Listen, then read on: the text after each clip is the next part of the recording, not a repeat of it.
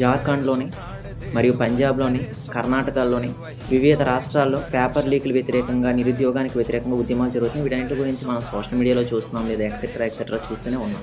అయితే మన ఎవరము కూడా ఎందుకు ఆంధ్రప్రదేశ్ జరుగుతున్న నిరుద్యోగ ఉద్యమాల గురించి పట్టించుకోవటం లేదు. నార్మల్‌గా మనం చూసుకుంటే రాంచీలో జరుగుతున్న ఈ ఉద్యమం ఈ మధ్య కాలంలో దేశం అందరి దృష్టిని ఆకర్షిస్తుంది.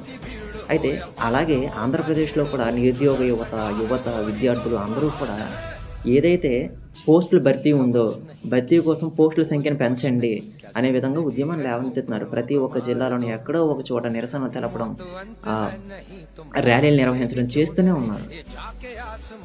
వాళ్ళకి ఆ ఫలితం రావాలి అంటే ఈరోజు రాంచీలో ప్రభుత్వం వచ్చి మీకు మేము షూరిటీ ఇస్తున్నాం, మేము ఎంక్వైరీ జరిపిస్తున్నాం అనే స్థాయికి వెళ్ళిందనంటే కారణం ఏంటి?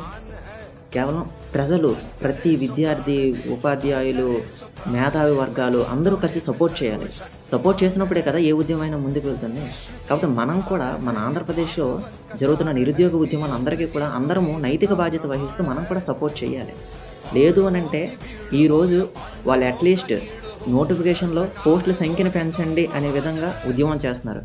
ఏదో ఒకరోజు ఇప్పుడు ఈ ఉద్యమానికి గాని మనం ఎవరిని కూడా సపోర్ట్ చేయకపోతే కొన్ని రోజుల తర్వాత తప్పకుండా మనం నోటిఫికేషన్ రిలీజ్ చేయండి అని ఉద్యమం చేసే పరిస్థితులు కూడా లేవనెత్తుతారు. అలాంటి పరిస్థితులున్నాయి. కాబట్టి మనందరం కూడా ఈ నిరుద్యోగ ఉద్యమాలకి, విద్యార్థి ఉద్యమాలకి తప్పకుండా మద్దతునివ్వాలి.